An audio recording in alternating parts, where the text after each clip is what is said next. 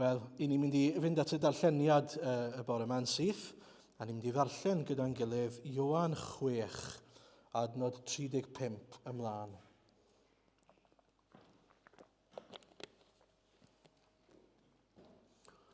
Ioan 6, 35 i 58.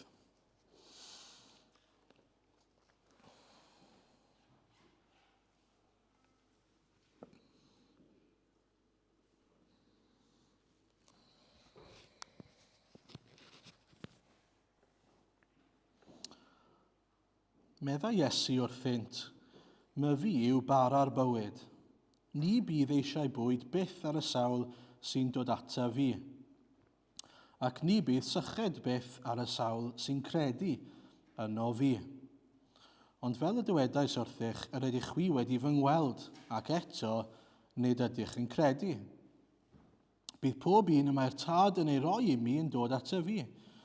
Ni fwriaf allan byth mor sawl sy'n dod ata fi. Oherwydd rwyf wedi disgyn o'r nef, nid i'w wneud fe ewyllus fy hun, ond ewyllus yr hwn am hanfonodd i. Ac ewyllus yr hwn am hanfonodd i yw hyn, nad wyf i golli neb o'r rhai y mae ef wedi ei rhoi i mi, ond fy mod i'w hatgyfodi yn y dydd olaf.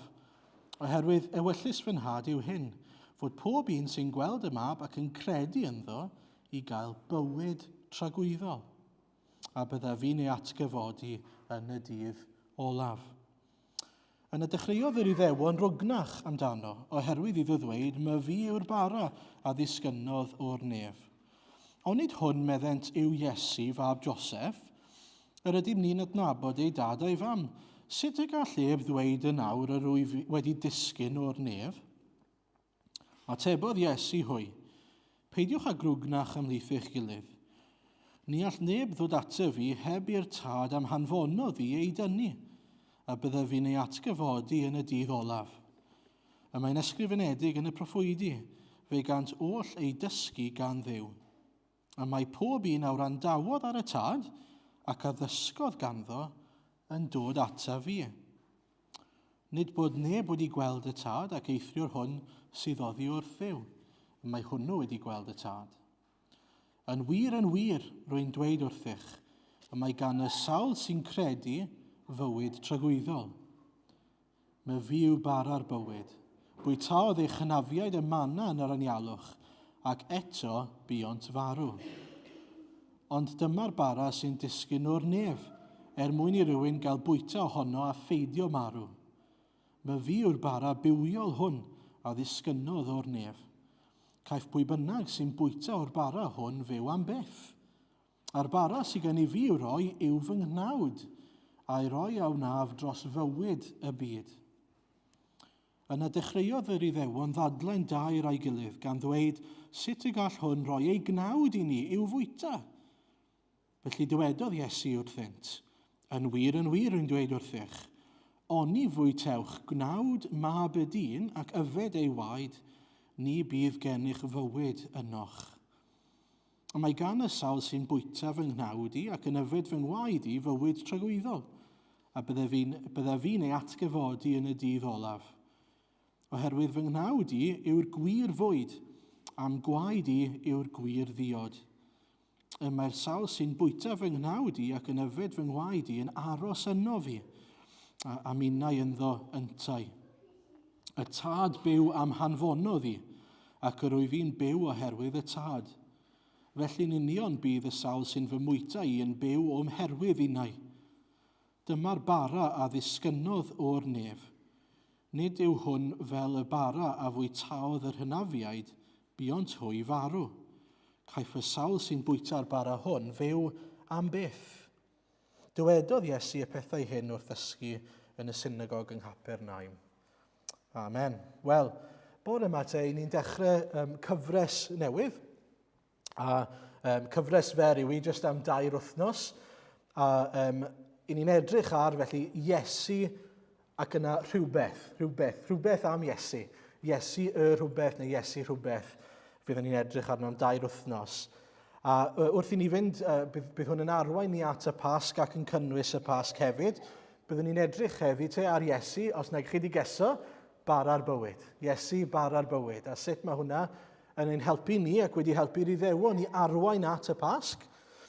Yna, wythnos nesaf, Iesu'r brenin. Yna, Iesu'r buddigwr ar ddydd Gwener y Groglith, ac yna Iesu'r blaenffrwyth ar Sul y Pasg. Dyna fyddwn ni'n edrych arno wrth fynd trwyddo.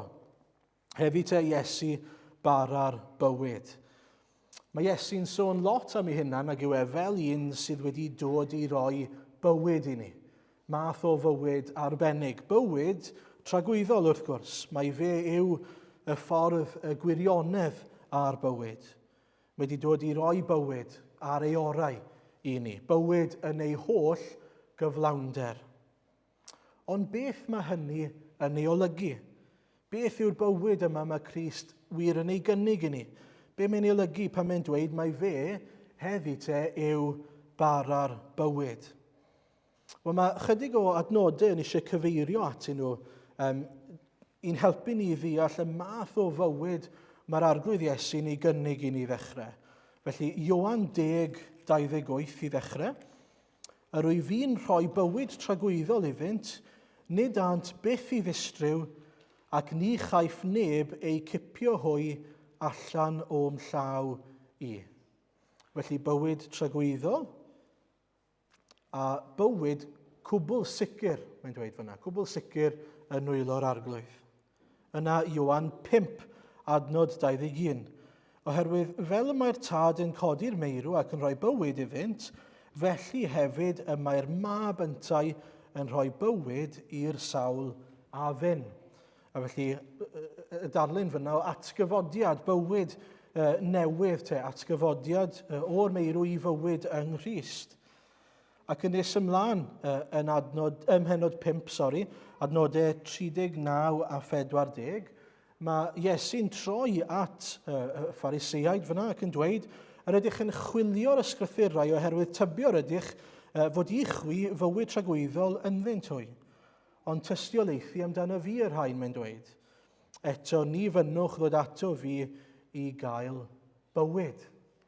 A felly bywyd yw yr hyn sy'n cael ei gynnig, ond mae'n bwysig deall y math o fywyd. Bywyd tragwyddol, bywyd sicr, bywyd yn ei lawnder, bywyd mewn geiriau eraill gyda'r arglwydd Iesu, yn iawn gyda'r arglwydd Iesu. Ac hefyd, i ni'n edrych ar Ioan 6, edrychwch ar adnod 35 i ddechrau, mae fi yw bara'r bywyd, ni bydd eisiau bwyd byth ar y sawl sy'n dod ata fi, ac ni bydd syched byth ar y sawl sy'n credu yno fi. Mewn geiriau eraill, mae'r bywyd mae Iesu'n ei gynnig yn fywyd wedi'ch cael eich digoni, wedi'ch digoni yn llwyr, yn fodlon felly, ac yn llawn. Mae'n torri unrhyw syched ac unrhyw awch sydd gyda ni am rhywbeth arall, oherwydd Iesu yw y peth yna sydd yn ein llenwi ni. Ac yna, i ni'n mynd i edrych ar ddau gwestiwn yn y testun heddi, sydd yn cael ei roi gan y bobl yr Iddewon yn y synagog. Mae Iesu'n siarad yn y synagog gyda yr Iddewon, a maen nhw'n ddim yn licio be mae'n gweud, maen nhw'n dechrau grwgnach, a mae yna ddau gwestiwn sydd yn codi. A mae Iesu yn ei defnyddio nhw i ddarlunio rhywbeth i ni. Felly, y cwestiwn cyntaf bore yma, sut y gall Iesu ddweud fod e wedi disgyn o'r nef? Sut mae Iesu'n gallu dweud bod e wedi disgyn o'r nef? Dyna maen nhw'n gofyn. Edrychwch ar adnod 41 a 42, maen nhw'n troi at ei gilydd yn grwgnach ac yn cwestiynu sut mae'r dyn yma yn gallu dweud fod e nawr, be mae'n honni fan yw fod e'n dduw. Dyna beth mae'n gweud.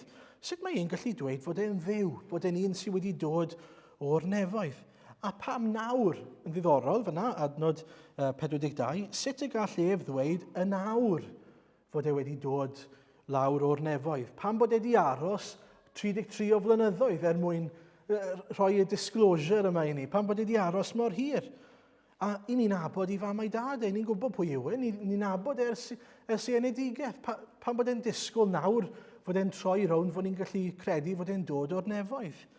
Wrth gwrs, beth ni'n gweld fan hyn yw bod nhw ddim yn deall amseru Duw, bod nhw ddim yn deall fod bwriadau gan yr arglwydd ar gyfer amser penodol. Ond mae yna lot o bobl sy'n teimlo fel yna, dos e? Maen nhw'n fodlon credu fod Iesu'n rhyw broffwyd arbennig falle, neu'n athro arbennig, ond mae'r syniad fod e'n dod o'r nefoedd yn anodd iddyn nhw i dderbyn yn rhyw fath o un cam yn rhy bell. Wel, yn ddiddorol iawn, sylwch ar yr ateb. Nid troi ateb disgwyliedig mae e o gwbl. Nid yr ateb yw, wel, dyma sut i fi wedi dod o'r nefoedd. Mae'n dweud wrthyn nhw i ddechrau, stopiwch rwgnach ymhlith eich gilydd, oherwydd os ych chi jyst yn grwgnach, fyddwch chi ddim yn gwrando ar yn ateb i. Mae eisiau bod nhw'n troi at yr arglwydd, fe sy'n neud yr honiad, a fe sy'n gyda'r ateb iddyn nhw. Yn lle gofyn, esbonio sut i'r arglwydd Iesu, maen nhw'n grwgnach ymhlith ei gilydd. Ond dyma'r ateb, 44 a 45 a 46. Ni all neb ddod ata fi heb i'r tad am hanfonodd i ei dynnu, a bydda fi'n ei atgyfodi ar y dydd olaf. A mae'n ysgrifenedig yn y proffwydi fe gant oll ei dysgu gan Dduw. A mae pob un a wrandawodd ar y tad ac a ddysgodd ganddo yn dod ato fi. Nid bod neb wedi gweld y tad ac eithrio'r hwn sydd oddi wrth Dduw. Mae hwnnw wedi gweld y tad. A felly'r ateb gan Iesu yw, peidiwch chi poeni am sut i fi wedi dod lawr o'r nefoedd. Peidiwch chi poeni am pam i fi yma, am sut fi wedi dod yma, poenwch am pam fi wedi dod yma. Mae eisiau chi feddwl am pam i fi yma yn y lle cyntaf.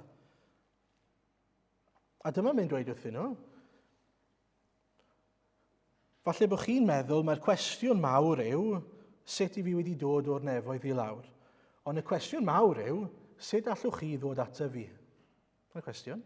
Sut allwch chi ddod ata fi? A mae'n ateb, ni all neb ddod ata fi heb i'r tad ei dynnu ato fe.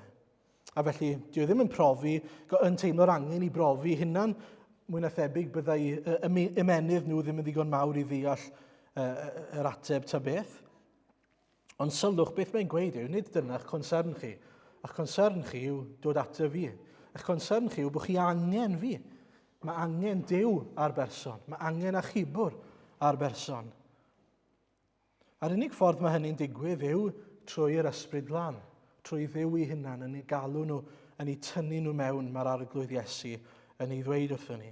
Nawr, mae hwnna mor bwysig i ni gofio mewn dydd lle mae pobl yn meddwl bod nhw'n enlightened iawn ac yn ddoeth iawn ac yn glyfar iawn, nid logic, nid clyfrdra, ond yr ysbryd glân sydd yn dod â rhywun at yr arglwydd Iesu.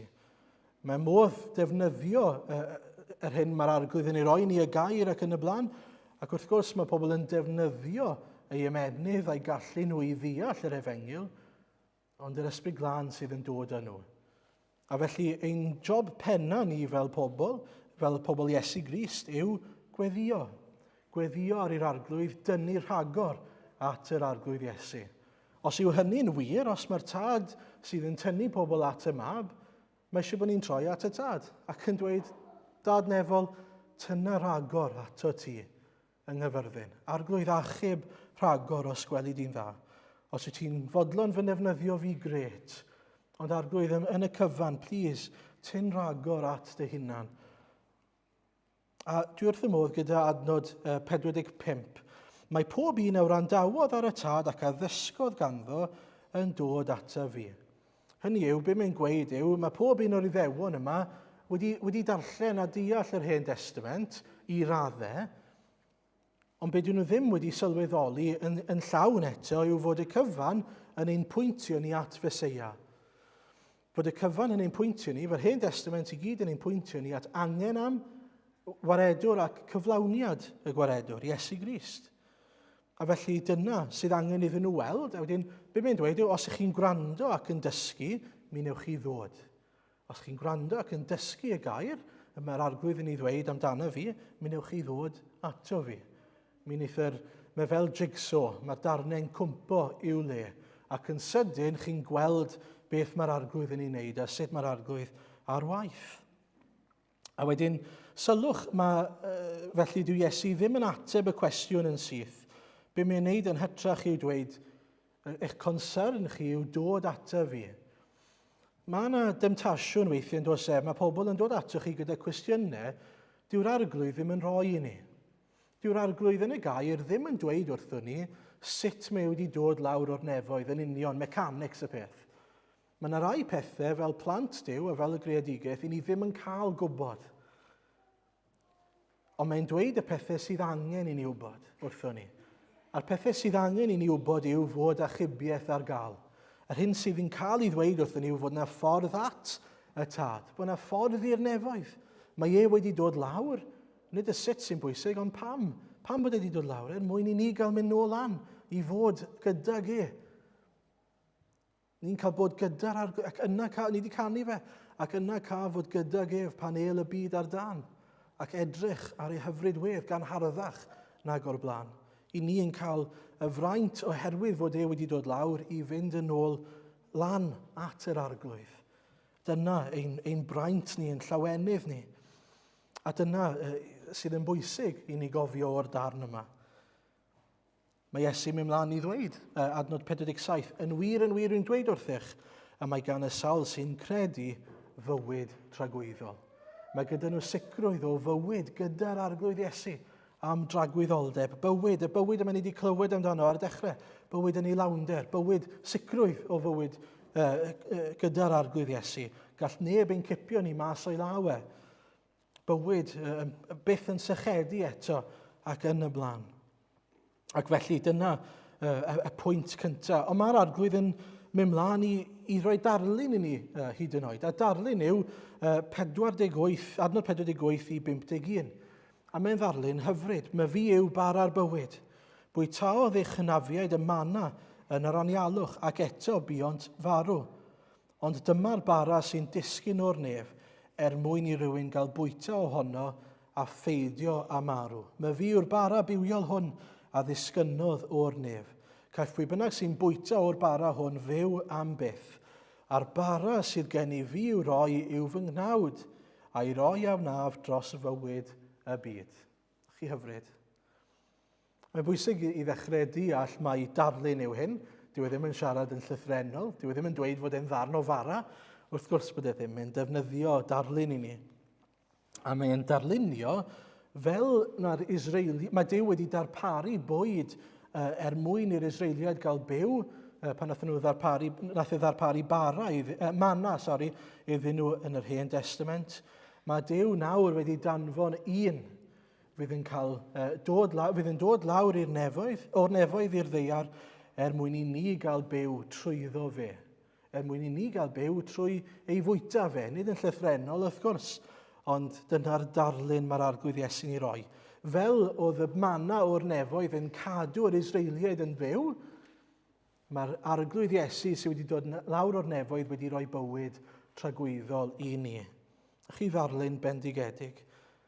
A mae'n dweud, mae hynny'n golygu bod wedi gorfod aberthu. Yr adnod ola 51 fyna. A'r bara sydd gen i fi i'w roi yw fy nghnawd, a'i roi a wnaf dros fywyd y byd. Na chi adnod hyfryd. A'i roi a wnaf dros fywyd y byd. Mae wedi roi ei hunan yn llwyr fel bod ni yn gallu cael bywyd. A un peth pwysig fyna yw y ffaith bod e'n dweud dros fywyd y byd. Nid jyst yr Iddewon yn unig, ond pob un. Mae wedi rhoi dros fywyd y byd mwyn i'r byd i gyd gael dod at yr arglwydd Iesu. Mae modd i unrhyw un i ddod at yr arglwydd Iesu. Nawr, mae hwnna'n arwain ni at y cwestiwn nesaf. Mae'r Iddewon nawr yn fwy confused fyth, oherwydd bod wedi defnyddio darlun yma sy'n chydig bach yn fwy estron i ni. Sut y gall hwn roi ei gnawd i ni i'w fwyta, maen nhw'n gofyn. Adnod 52. Sut y gall hwn roi ei gnawd i ni i'w fwyta? Dyw hwnna ddim yn ei sens. Maen nhw'n wrth gwrs yn meddwl bod e'n siarad yn llythrennol.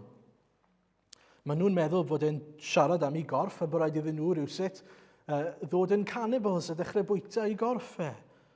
Ond nid dyna mae Iesu'n ei olygu wrth gwrs. Mae'n rhoi darlun i ni, fel mae bara a diod yn cynnal a bendiffio'r corff, mae'r arglwydd Iesu yn rhoi bywyd ac yn rhoi cynhaliaeth dragwyddol i ein enaid ni.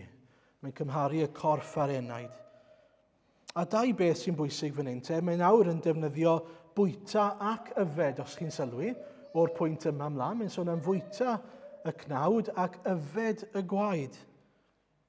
Mae derbyn neu bwyta corff Iesu Grist yn golygu bod ni'n derbyn ac yn credu fod Iesu yn aberth cymod dros ein pechod ni. Yn aberth digonol dros ein pechod ni, neu am ein pechod ni.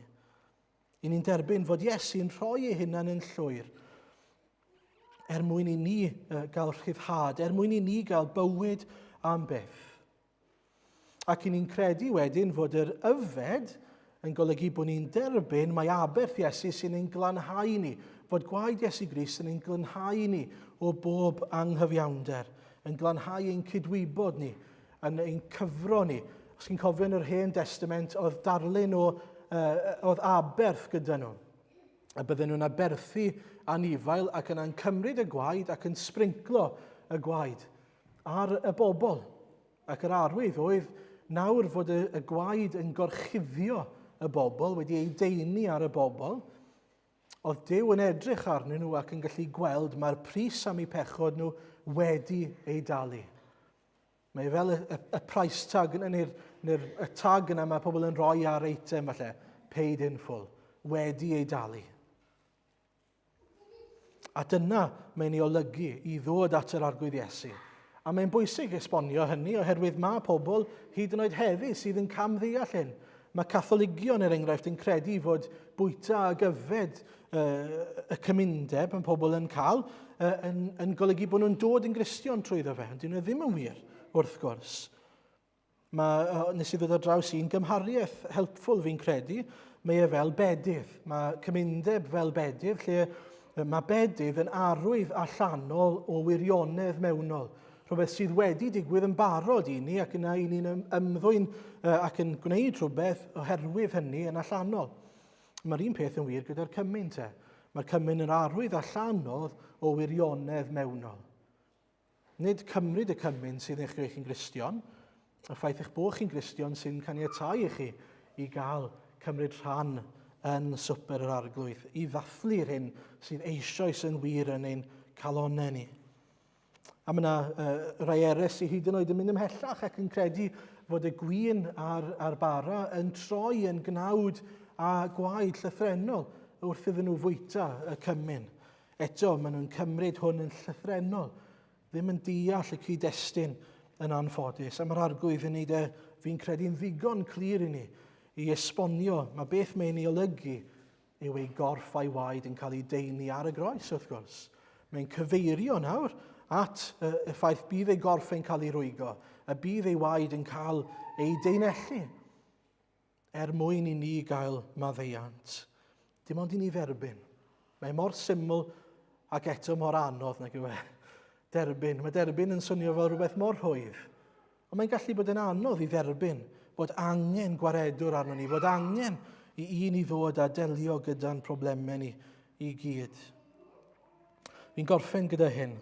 Mae adnodau 53-58 yn y darlleniad yn dangos i ni fod dim gobaith o fywyd tu hwnt i Iesu Grist. Mae Iesu eisiau gwneud hynny'n glir iawn i'r Iddewon ac i ni y bore yma. Sylwch ar y geiriad mae'n defnyddio. Yn wir wy'n dweud wrthych, a ni'n gwybod pan mae'n dweud hynny, mae eisiau ni gymryd sylw, oni fwytewch gnawd mab y dyn ac yfed ei waed, ni bydd gennych fywyd ynoch. Be mae'n dweud fyna, os nag i chi wneud hyn, does dim bywyd i chi. Dwi ddim jyst yn dweud mae hwn yn un ffordd o brofi bywyd, mae'n dweud yw hwn yw'r unig ffordd i brofi bywyd. Bywyd trygwyddol, bywyd yn ei lawnder. A mae'n bwysig bod ni'n gweld hynny, fod Iesu eisiau ni ddeall, mae fe yw'r un gwir. Mae fe yw'r unig ateb.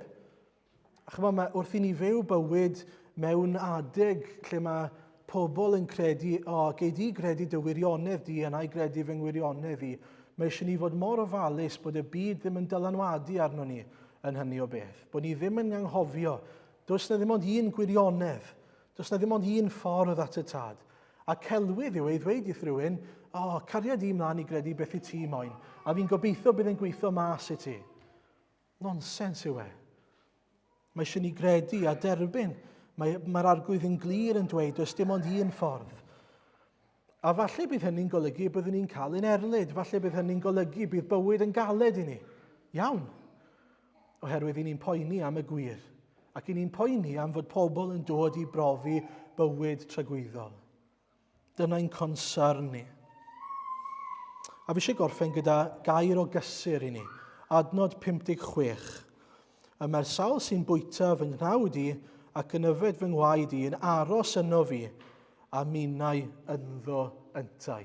Mae'r rhai sydd yn dod ac yn derbyn yr arglwydd Iesu yn aros yn yr arglwydd Iesu. Unwaith yng Nghrist, wastod yng Nghrist. Chi gofio hynny, unwaith yng Nghrist, wastod yng Nghrist. Unwaith i chi yng Nghrist, gall neb eich tynnu chi mas o'i law. Eich chi'n ddiogel ynddo fe am byth. Eich chi'n cael eich clymu'r arglwydd Iesu. Eto, yn debyg iawn i'r darlun y wir wynwydden. Nid fod Iesu yn wynwydden, ond mae'n fel mae gwynwydden yn cael cangen wedi ei grafftio mewn. I ni'n cael ein grafftio mewn i'r arglwydd Iesu. Ac i ni'n aros yn Iesu am byth. Bydd bywyd yn dod i ni drwy Iesu am byth. A felly dyma'r efengyl. Dyma y newyddion da. Os ych chi yng Nghrist, mi fyddwch chi wastod yng Nghrist. Ych chi'n gallu gorffwys yn yr arglwydd Iesu. A fi eisiau gorffen gyda yr hanes yma. O'n i wedi mynd i wylio gêm rygbi yn y Chwe Gwlad, gêm Cymru yn erbyn Ffrainc oedd e. Oedd e ddim yn gret achos wnaethon nhw golli. Ond oedd y profiad, chi wastad yn mynd i Millennium Stadium, Principality nawr, a chi'n edrych o gwmpas, a oedd e ddim yn llawn, oedd tua 60,000 o bobl yna, ond mae hwnna dal yn eitha lot o bobl. Ac oedd adeg cyn y gêm, lle oedd pawb, mwy neu lai, oedd e'n teimlo fel beth bynnag, pawb yn canu bread of heaven, feed me till I want no more.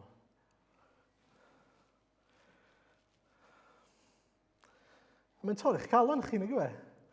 Oherwydd maen nhw'n siarad am rywun, dyn nhw ddim yn abod.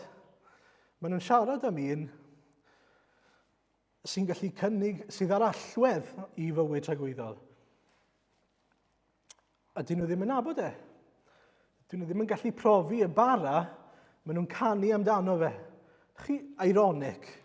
Maen nhw'n canu bread of heaven, feed me, now and evermore, dylen nhw yn canu. Ond maen nhw'n canu am rywun, ac yn dweud, gad i fi brofi'r bywyd yma, a dyn nhw ddim yn gallu profi fe. Mae eisiau ni weddio, boes. Mae eisiau ni weddio y bydd yr arglwydd yn torri drwyddo.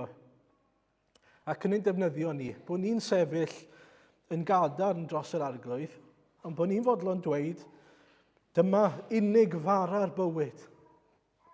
Yr arglwydd Iesu yw unig fara'r bywyd. Does yna neb arall. Ond os dewch chi, os derbyniwch chi, fe gewch chi brofi y fath bywyd yn ei gyflawnder. Newch chi ddim sychedu, newch chi ddim teimlo angen bwyd byth eto. Gewch chi'ch digoni am byth. Felly mae eisiau ni weddio ond os i'r arglwydd symud yn ein plith ni. Ac i'n atgoffa ni yn gyson ac i siapio ein bywyd ni fel bod ni'n cofio. Diolch arglwydd am dy fod ti'n fara sydd wedi'n digoni ni. I ni'n cymryd e'n ganiataol mor aml. Mae wedi rhoi popeth sydd ei angen i ni. Mae wedi llenwi'n calonau ni. I ni'n gallu mwynhau yr arglwydd Iesu am dragwyddoldeb oherwydd fod yr arglwydd wedi maddau i ni yn llwyr. Bod wedi talu'r pris yn llwyr. Mwyn i enw. Amen.